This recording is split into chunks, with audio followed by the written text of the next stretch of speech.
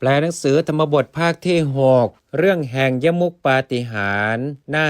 76ตั้งแต่อัฏฐานังครณีนามะนันทมาตาเอกาอนาคามิอุปาสิกาอุปสังกมิตวาเป็นต้นไป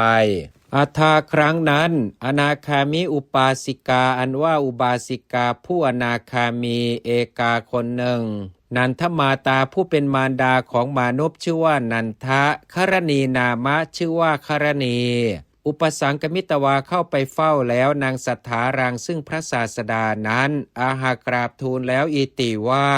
พันเตข้าแต่พระองค์ผู้เจริญทีตริครั้นเมื่อธิดามาทิสายะผู้เช่นกับด้วยหม่อมฉันวิชมานายะมีอยู่กิลมานกิจจังอันว่ากิจด้วยความลำบากตุมหากังแห่งพระองค์ทั้งหลายนัตถีย่อมไม่มี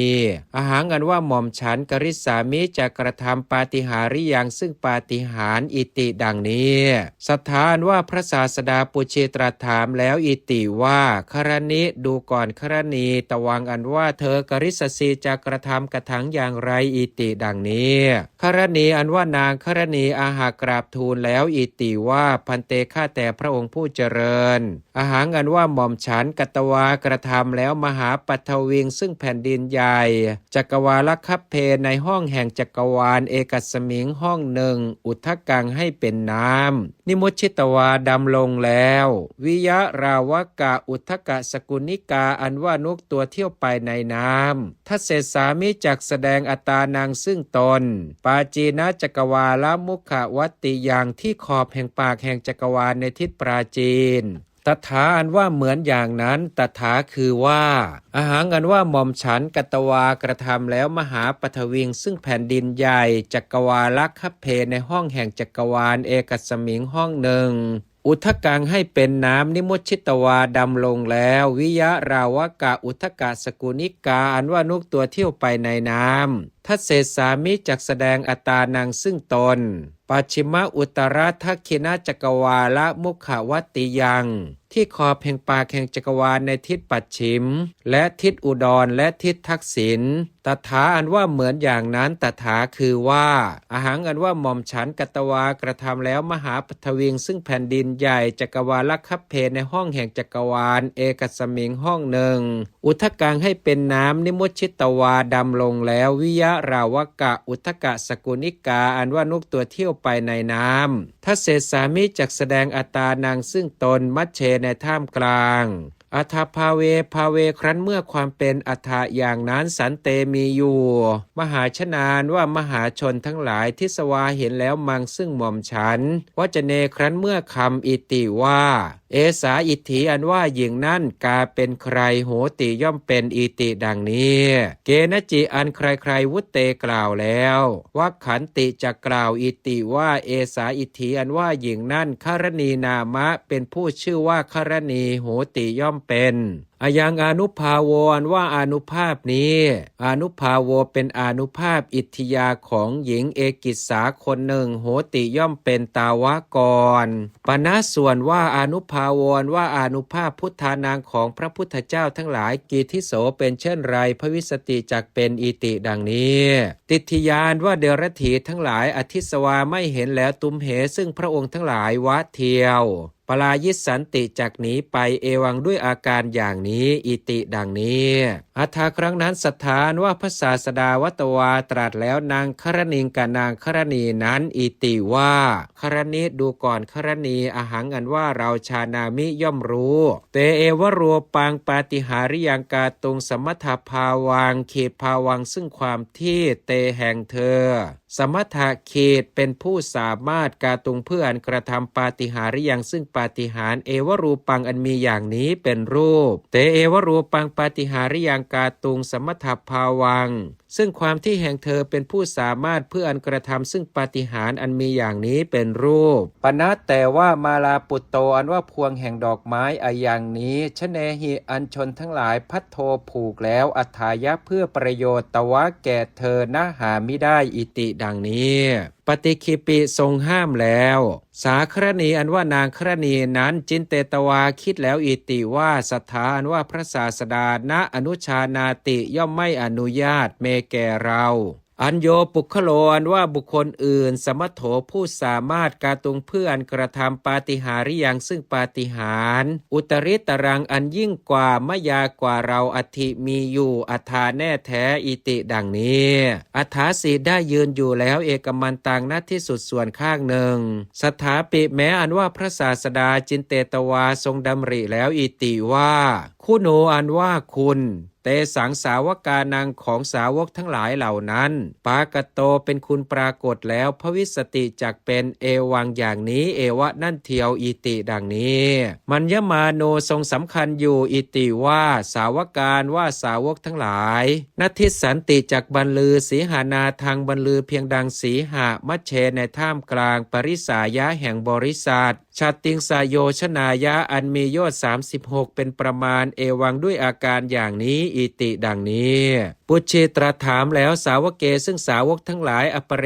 ปิแม้เหล่าอื่นอีกอิติว่าตุมเหอันว่าเธอทั้งหลายกริสธาจะกระทำปาฏิหาริยังซึ่งปาฏิหาริย์กระถังอย่างไรอิติดังนี้แต่สาวการว่าสาวกทั้งหลายเหล่านั้นวัตวากราบทูลแล้วอิติว่าพันเตข้าแต่พระองค์ผู้เจริญมะยังอันว่าข้าพระองค์ทั้งหลายกริสามารถจะกระทำเอวังอย่างนี้จะด้วยเอวังอย่างนี้จะด้วยอิติดังนี้ทิตายืนอยู่แล้วปุระโตข้างพระพักสถุของพระศาสดาวะเทียวนัดเทียงสุบรรลือแล้วสีหานาทางบรรลือเพียงดังสีหากิระได้ยินว่าเตสุสาวเกสุในสาวกทั้งหลายเหล่านั้นหนา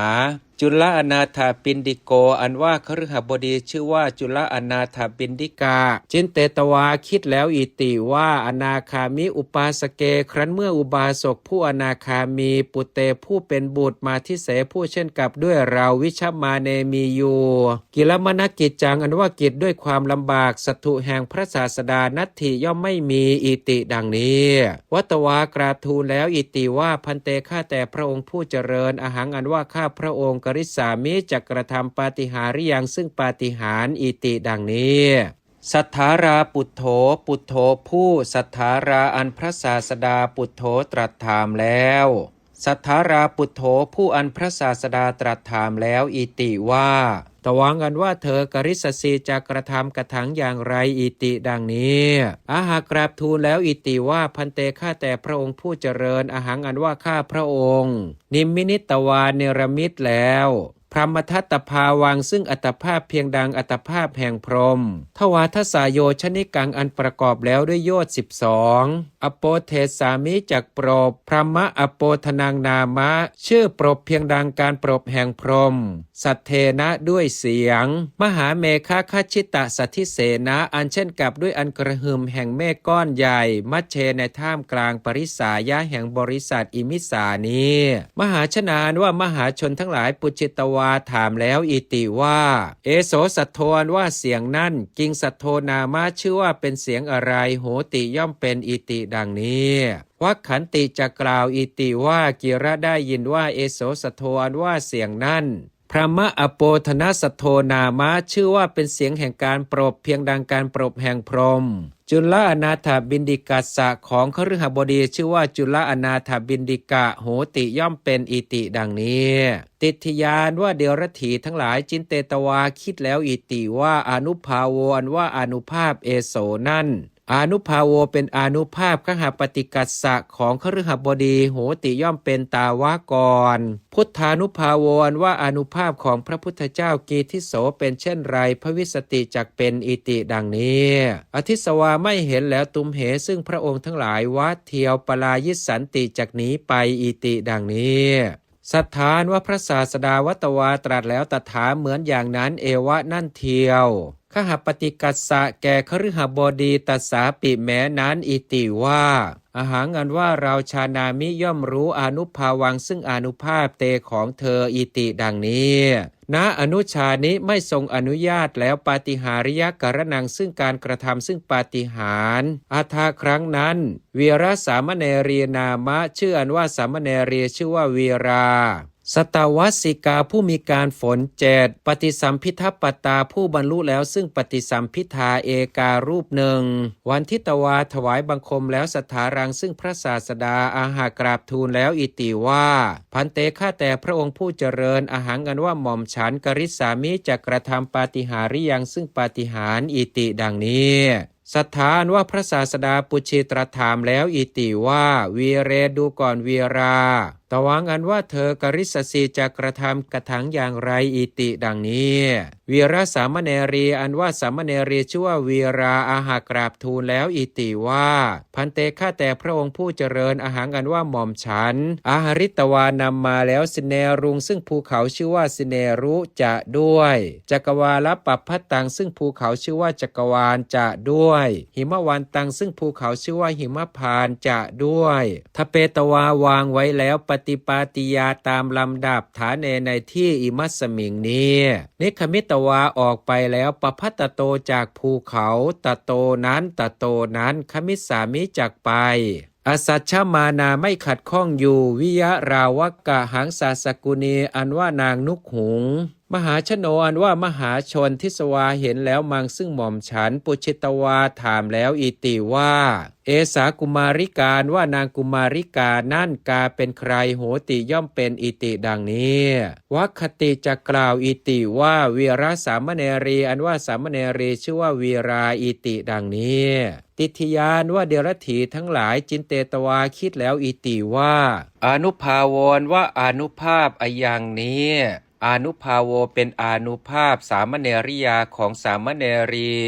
สตาวสิกายะผู้มีการฝนเจ็ดตายะนั้นโหติย่อมเป็นพุทธานุภาโวอันว่าอานุภาพของพระพุทธเจ้ากีทิโสเป็นเช่นไรภวิสติจักเป็นอิติดังนี้อธิสวาไม่เห็นแล้วตุมเหซึ่งพระองค์ทั้งหลายว่าเทียวปลายิสันติจักหนีไปอิติดังนี้วจนานี้อันว่าคำทั้งหลายเอวรูปานี้อันมีอย่างนี้เป็นรูปบัณฑิตเตนะอันบัณฑิตเวทิตภานี้พึงทราบมยาวจนะสาวุตตานุสาเรนะขีดอนุสาเรนะตามแนววจนะสายแห่งคำมยาอันข้าพเจ้าวุตตะขีดกล่าวแล้วมยาวจนะสาวุตตานุสาเรนะตามแนวแห่งคำอันข้าพเจ้ากล่าวแล้วเอวะนั่นเทียวปรังเบื้องหน้าวจนะโตแต่คำอิโตนี้ภัคควานว่าพระผู้มีพระภาคเจ้าวัตวาตรัสแล้วสามเณริยาแก่สามเณรีตัสสาปิแม้นั้นอิติว่าอาหารอันว่าเราชานามิย่อมรู้อนุภาวังซึ่งอนุภาพเตของเธออิติดังนี้ณอนุชานิไม่ทรงอนุญาตแล้วปาฏิหาริยกรณังซึ่งการกระทำซึ่งปาฏิหาริย์อัฏฐาครั้งนั้นจุนทะสามเณโรนามะชื่ออันว่าสามเณรชื่อว่าจุนทะขีนาสโวผู้ขีนาศพปฏิสัมพิทัปปโตผู้บรรลุแล้วซึ่งปฏิสัมพิทาเอโกรูปหนึ่งสตาวโสผู้มีการฝนเจ็ดชาติยาโดยการเกิดอุปสังกมิตวาเข้าไปเฝ้าแล้วสัทธารังซึ่งพระศาสดาวันทิตวาถวายบังคมแล้ววัตวากราบทูลแล้วอิติว่าพันเตข้าแต่พระองค์ผู้เจริญอาหังอันว่าข้าพระองค์กริษามิจะกระทำปาฏิหาริยังซึ่งปาฏิหาริย์อิติดังนี้สัทธาราปุถโธผู้สัทธาราอันพระศาสดาปุถโธตรัสถามแล้วสัทธาราปุถโธผู้อันพระศาสดาตรัสถามแล้วอิติว่าตวางอันว่าเธอกริษสิจะกระทำกระถังอย่างไรอิติดังนี้อาหากราบทูลแล้วอิติว่าพันเตข้าแต่พระองค์ผู้เจริญอาหังอันว่าข้าพระองค์ข้าเหตวาจับแล้วมหาชัมพุรุกขังซึ่งต้นว่าใหญ่ถ้าชภูตังอันเป็นธงเป็นแล้วชัมพุทีปัสสะแห่งชมพูทวีปขันเทที่ลำต้นมหาชัมพุรุกขังยังต้นว่าใหญ่จาเลตวาให้ไหวแล้วอาหาริตวานำมาแล้วมหาชัมพุพลานี้ซึ่งผลแห่งว่าใหญ่ทั้งหลายปริสังยังบริษัทอิมังนี้ขาทาเปสามิจักให้เขียวกินจะอันหนึ่งอาหารอันว่าข้าพระองค์อาหาริตวานำมาแล้ว ปาริชัตตกะกุสุมานิซึ่งดอกแคฝอยและดอกคำทั้งหลายวันที่สามิจักถวายบังคมตุมเหซึ่งพระองค์ทั้งหลายอิติดังนี้สถานว่าพระศาสดาวัตวาตรัสแล้วอิติว่าอาหารอันว่าเราชานามิย่อมรู้อนุภาวังซึ่งอนุภาพเตของเธออิติดังนี้ปฏิคิปิทรงห้ามแล้วปาฏิหาริยกรณังซึ่งการกระทำซึ่งปาฏิหาริย์สามเณรรัสสาแก่สามเณรตัสสาปิแม้นั้นอัฏฐาครั้งนั้นเถรีอันว่าพระเถรีอุปละวันนาชื่อว่าอุบลวันนาวันทิตวาถวายบังคมแล้วสถารังซึ่งพระศาสดาวัตวากราบทูลแล้วอิติว่าพันเตข้าแต่พระองค์ผู้เจริญอาหารอันว่าหม่อมฉันกริสามิจะกระทำปาฏิหาริย์อย่างซึ่งปาฏิหาริย์อิติดังนี้สัทธาราปุถาปุถาผู้สัทธาราอันพระศาสดาปุถาตรัสถามแล้วสัทธาราปุถถาผู้อันพระศาสดาตรัสถามแล้วอิติว่าตวังอันว่าเธอกริสสีจะกระทำกระถางอย่างไรอิติดังนี้อาหากราบทูลแล้วอิติว่าพันเตข้าแต่พระองค์ผู้เจริญอาหารอันว่าหม่อมฉันทัศเสตวาแสดงแล้วปริสังซึ่งบริษัททวาทสายโยชนางอันมีโยชน์22เป็นประมาณสมันตาโดยรอบจักรวติราชาเป็นพระราชาผู้จักรพรรดิอาวัตโตชัตติงสายโยชนายะปริสายะปริวุตโตปริวุตโตผู้ปริสายะอันบริษัทชัตติงสายโยชนายะผู้มีโยชน์36เป็นประมาณอาวัตโตโดยส่วนกลมอาวัตโตชัตติงสายโยชนายะปริสายะปริวุตโตผู้อันบริษัทผู้มีโยชน์36เป็นประมาณโดยส่วนกลมแวดล้อมแล้วตวาเป็น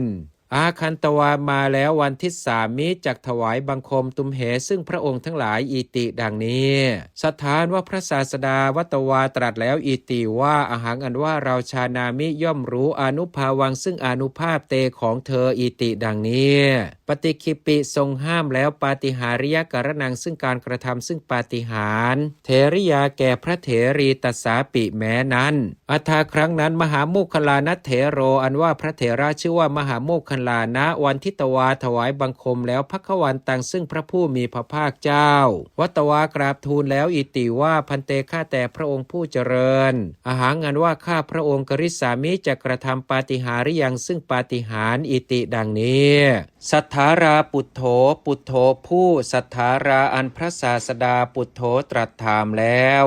สัทธาราปุถโธผู้อันพระศาสดาตรัสถามแล้วอิติว่าตวังอันว่าเธอกริสสีจะกระทำกระถางอย่างไรอิติดังนี้อาหากราบทูลแล้วอิติว่าพันเตข้าแต่พระองค์ผู้เจริญอาหารอันว่าข้าพระองค์ทเปตวาวางไว้แล้วสิเนรุปปัตตาราชังซึ่งภูเขาหลวงชื่อว่าสิเนรุทันตันตะเรในระหว่างแห่งฟันขาทิสามิจากเขียวกินนางสิเนรุปปัตตาราชังซึ่งภูเขาหลวงชื่อว่าสิเนรุนั้นวิยะราวกะปุคโลอันว่าบุคคลขาทันโตเขียวกินอยู่